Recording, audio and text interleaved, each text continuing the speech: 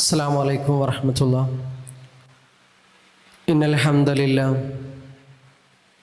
لله رب العالمين ولا عاقبة للمتقين ولا عدوان إلا على الظالمين.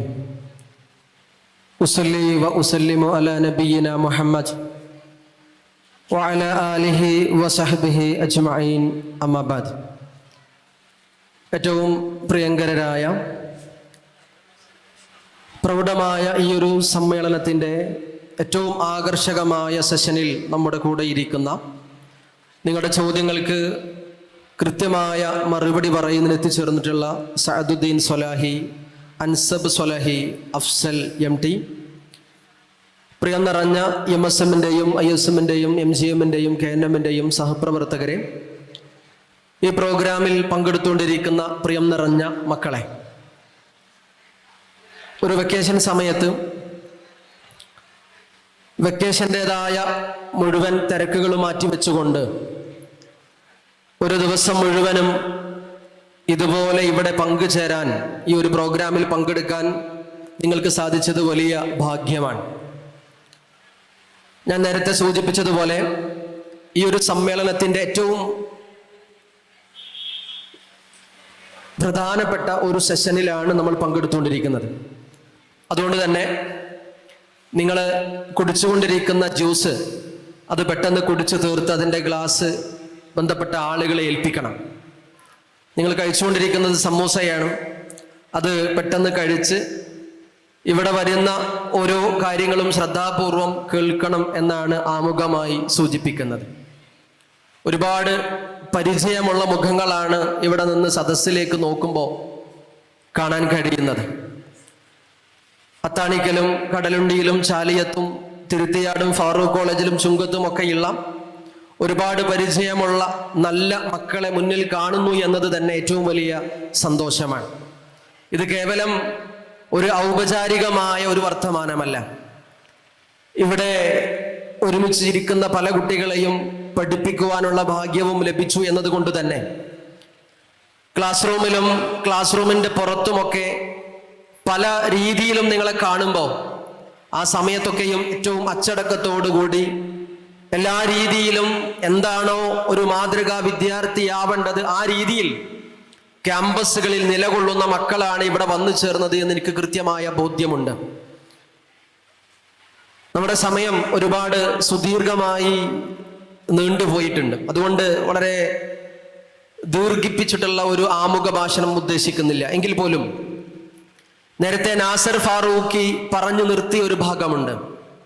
നിങ്ങളൊക്കെ ജീവിതത്തിൽ ഏറ്റവും വലിയ ഭാഗ്യം ചെയ്ത ആളുകളാണ്, അതിൽ യാതൊരു തർക്കവുമില്ല. എല്ലാ രീതിയിലും ജീവിതത്തിൽ ഒരുപാട് അനുഗ്രഹങ്ങളും സൗഭാഗ്യങ്ങളും ലഭിക്കുകയും അത് വേണ്ടുവോളം ആസ്വദിച്ചുകൊണ്ട് ജീവിക്കുകയും ചെയ്യുന്നവരാണ് ഇവിടെ ഒരുമിച്ച് കൂടിയിട്ടുള്ള ബഹുഭൂരിഭാഗം കുട്ടികളും എന്നതിലൊരു തർക്കവും ഇല്ല. നിങ്ങൾ നിങ്ങളുടെ വീടുകളിലുള്ള കാരണവന്മാരായ ഉപ്പയോടോ ഉപ്പമാരോടോ പ്രായമുള്ള വല്യമ്മമാരോ ഉമ്മമ്മമാരോടോ ഒക്കെ ചോദിച്ചു നോക്കുക അവരുടെ സ്കൂൾ കാലഘട്ടത്തെക്കുറിച്ച്, ജീവിതത്തെക്കുറിച്ച്. ഒരു പക്ഷേ 7ാം ക്ലാസ് വരെയോ 8ാം ക്ലാസ് വരെയോ ഒക്കെ പഠിക്കാൻ മാത്രം ഭാഗ്യം ലഭിച്ചവർ, അവസരം ലഭിച്ച ആളുകളായിരുന്നു അവരൊക്കെയും. എന്തുകൊണ്ടാണ് അവർ 7ാം ക്ലാസ്സിലും 8ാം ക്ലാസ്സിലും പഠനം അവസാനിപ്പിക്കേണ്ടി വന്നത്? മിക്കവാറും അവർക്ക് പറയാനുണ്ടാകുന്ന മറുപടി അവരുടെ ജീവിത സാഹചര്യങ്ങൾ അവരെ അതിന് അനുവദിച്ചിട്ടില്ല എന്നുള്ളതാണ്. കടുത്ത പട്ടിണിയും പ്രയാസങ്ങളുമായിരുന്നു ആ കാലഘട്ടത്തിലൊക്കെ. ഇന്ന് നമ്മൾ നാട്ടിൽ കാണുന്നത് പോലെ ഏതെങ്കിലും ഒരു കുടുംബം പ്രയാസപ്പെടുന്നുണ്ടെങ്കിൽ അവരെ സഹായിക്കാനുള്ള സാഹചര്യങ്ങൾ പോലും പണ്ട് കാലത്ത് നമ്മുടെ നാട്ടിലുള്ള ആളുകൾക്ക് ഉണ്ടായിരുന്നില്ല. അതുകൊണ്ട് മിക്ക ആളുകളും 5ാം ക്ലാസ്സിലും 6ാം ക്ലാസ്സിലും ഒക്കെ പഠനം നിർത്തിയ ഒരു കാലഘട്ടത്തിൽ നിന്ന് മാറിയിട്ട് +2 കഴിയുന്നതോടുകൂടി ഇന്ത്യയുടെ വിവിധ സംസ്ഥാനങ്ങളിൽ നിന്ന് പോലും മാറി ലോകത്തിന്റെ വിവിധ ഭാഗങ്ങളിൽ പഠിക്കണമെന്ന് ആലോചിക്കുന്ന ഒരു തലത്തിലേക്ക് എൻ്റെ മുന്നിൽ നിൽക്കുന്ന പ്രിയപ്പെട്ടവരായ നിങ്ങൾ മാറിയിട്ടുണ്ടെങ്കിൽ അത് പടച്ചറബ് നൽകിയ വലിയ അനുഗ്രഹമാണ്. വിശുദ്ധ ഖുർആനിൽ നമ്മോട് ബോധ്യപ്പെടുന്ന ഒരു കാര്യമുണ്ട്. അള്ളാഹ് നമുക്ക് തന്ന അനുഗ്രഹങ്ങളൊന്ന് എണ്ണാൻ തുടങ്ങിയാൽ ഒരിക്കലും എണ്ണിക്കണക്കാക്കാൻ കഴിയില്ല. ഒരിക്കലും അള്ളാഹ് തന്ന അനുഗ്രഹം നിങ്ങൾ ആലോചിച്ച് നോക്കുക.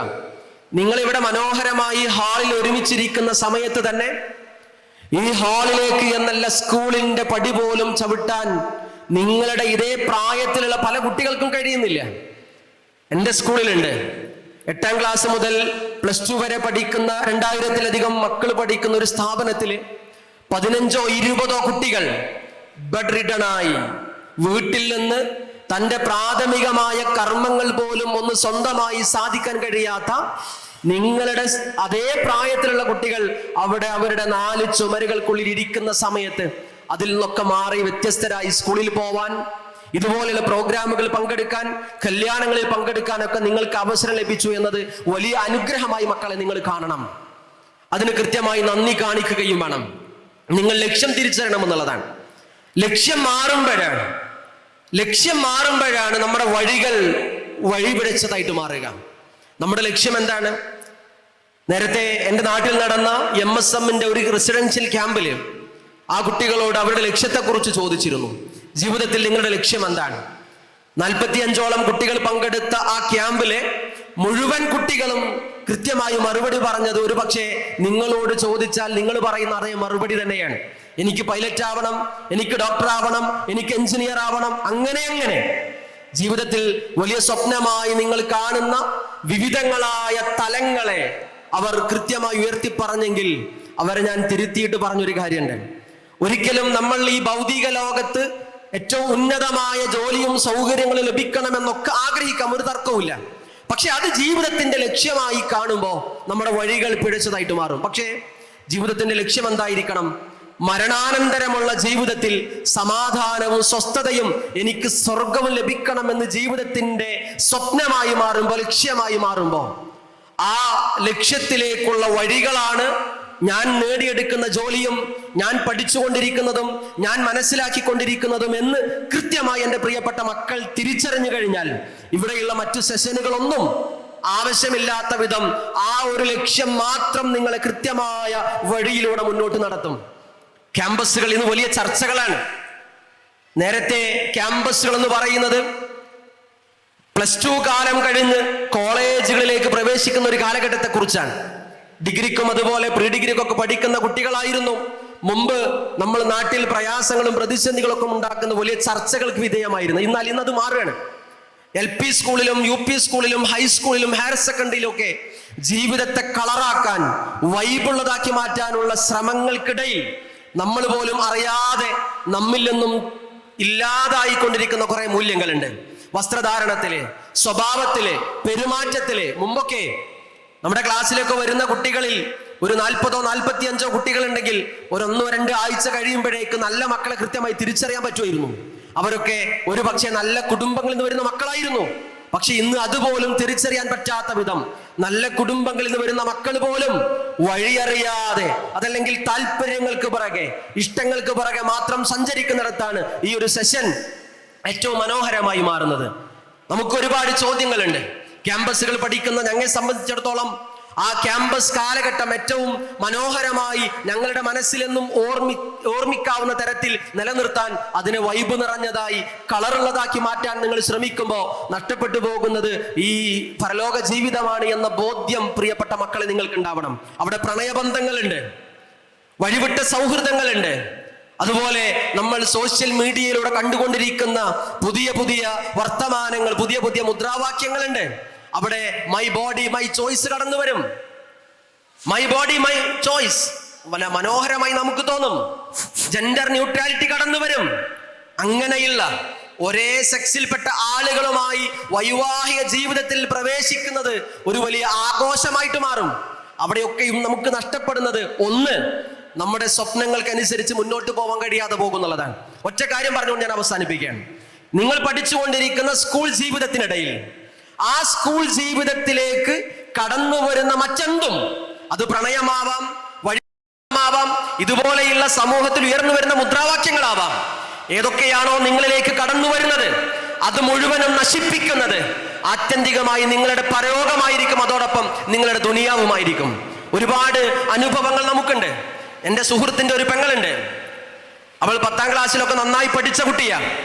10ാം ക്ലാസ് കഴിഞ്ഞ് +1 പോകുന്ന സമയത്താണ് അവൾക്കൊരു പ്രണയമുണ്ടാകുന്നത്. ആ പ്രണയത്തോടു കൂടി അവസാനിച്ച് അവിടെ കരിയറാണ്.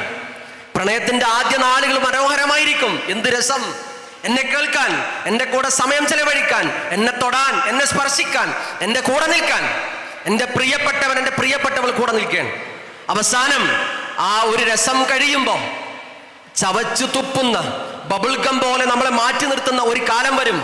അതെ, അതുപോലെ മാറ്റി നിർത്തപ്പെട്ട ഒരു സഹോദരിയുടെ രോദനം കൃത്യമായി അറിയുന്ന ഒരു മനുഷ്യൻ എന്ന നിലക്ക് ഇങ്ങോട്ട് പറയാണ്. നന്നായി 10ാം ക്ലാസ്സിൽ പഠിച്ച ആ പെൺകുട്ടിയുടെ ആ പ്രണയബന്ധം അവസാനം കൊണ്ടുപോയി ആ കുട്ടിയെ ചാടിച്ചത് അവളുടെ മുഴുവൻ സ്വപ്നങ്ങളെയും ഇല്ലാതാക്കുകയാണ്. അവസാനം ഇന്ന് അവൾ ചെയ്യുന്ന ഒരു പണിയുണ്ട്.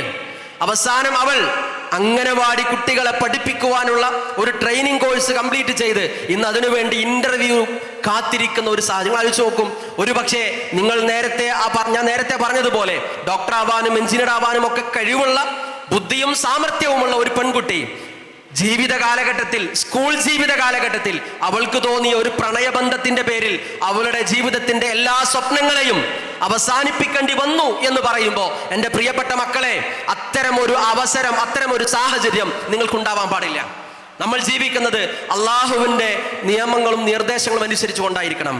അവിടെ ഒറ്റ കാര്യം കൂടെ പറഞ്ഞാൽ അവസാനിപ്പിക്കും. ഒറ്റ കാര്യം നിങ്ങൾ മനസ്സിലാക്കേണ്ടത്, ഇന്നമാ ഹറമ റബ്ബി അൽ ഫവാഹിഷ മാ ലഹറ മിൻഹാ വമാ ബത്വൻ. എന്തൊരു കാര്യം ചെയ്യുന്ന സമയത്തും ചെയ്യുന്നത് അത് നല്ലതാണോ എന്ന ബോധ്യം നിങ്ങൾക്ക് ഉണ്ടാവണം. അത് ഫവാഹിഷാണോ എന്ന് നിങ്ങൾക്ക് കൃത്യമായി മനസ്സിലാക്കാൻ കഴിയണം. അത് അള്ളാഹ് നിഷിദ്ധമാക്കിയതാണ്. എന്താ ഈ ഫവാഹിഷ് എന്ന് അറിയോ? ഫവാഹിഷ് എന്ന് പറഞ്ഞാൽ ചെയ്യുന്ന നിങ്ങൾക്കറിയാം അത് ചെയ്യാൻ പാടില്ല എന്ന്, മറ്റുള്ളവർ കാണരുത് എന്ന് നിങ്ങൾ കൃത്യമായി ആഗ്രഹിക്കുന്നു. അവർ കണ്ടു കഴിഞ്ഞാൽ അത് വല്ലാത്തൊരു മോശത്തരമാണ്, അത് നിങ്ങൾക്ക് വല്ലാത്ത കുറച്ചിലാണ് നിങ്ങൾ ആഗ്രഹിക്കുന്നു, മനസ്സിലാക്കുന്നു.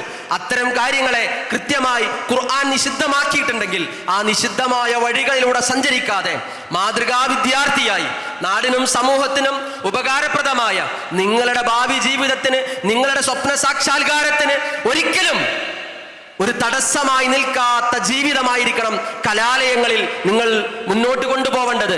അതിന് ഇതുപോലെയുള്ള വേദികൾ നിങ്ങൾക്ക് സഹായകമാവണം. ആ അർത്ഥത്തിൽ ഇവിടെ നടക്കുന്ന ഈ ഒരു സെഷൻ അത് ഏറ്റവും മനോഹരമാണ്. Purity, progress, staying on the right path in school. ഈ ഒരു ടോപ്പിക്കിൽ നിന്നുകൊണ്ട് നിങ്ങളുടെ മനസ്സുകളിൽ കുറെ കാലങ്ങളായി നിങ്ങൾ ചോദിക്കാൻ ആഗ്രഹിച്ച ചോദ്യങ്ങൾ, ആ ചോദ്യങ്ങൾക്ക് ഇവിടെയുള്ള പാനൽ അത് കൃത്യമായി മറുപടി പറയും. ആ രീതിയിൽ ഈ ഒരു സെഷനിലേക്ക് നിങ്ങളെല്ലാവരെയും സ്വാഗതം ചെയ്യുകയാണ്. ഇതിൻ്റെ ചോദ്യോത്തരങ്ങൾക്ക് കൃത്യമായി മറുപടി പറയാൻ തയ്യാറായി വന്നിരിക്കുന്നത് ബഹുമാന്യരായ സഅദുദ്ദീൻ സ്വലാഹി, അൻസബ് സ്വലാഹി, അൻഫസ് MT എന്നവരാണ്. ഇവരെ 3 പേരെയും ഫറോക്ക് മണ്ഡലം MSM കമ്മിറ്റിക്ക് വേണ്ടി, സ്വാഗത സംഘം കമ്മിറ്റിക്ക് വേണ്ടി ഇവിടേക്ക് സ്വാഗതം ചെയ്യും. അതുപോലെ വിവിധ ഭാഗങ്ങളിലെത്തിയിട്ടുള്ള എൻ്റെ പ്രിയം നിറഞ്ഞ മുഴുവൻ വിദ്യാർത്ഥികളെയും ഈ പ്രോഗ്രാമിലേക്ക് സ്വാഗതം ചെയ്തുകൊണ്ട് ഞാൻ അവസാനിപ്പിക്കുന്നു. വആഖിറു ദഅവാന അനിൽ ഹംദുലില്ലാഹി റബ്ബിൽ ആലമീൻ. അസ്സലാമു അലൈക്കും വറഹ്മത്തുള്ളാഹി.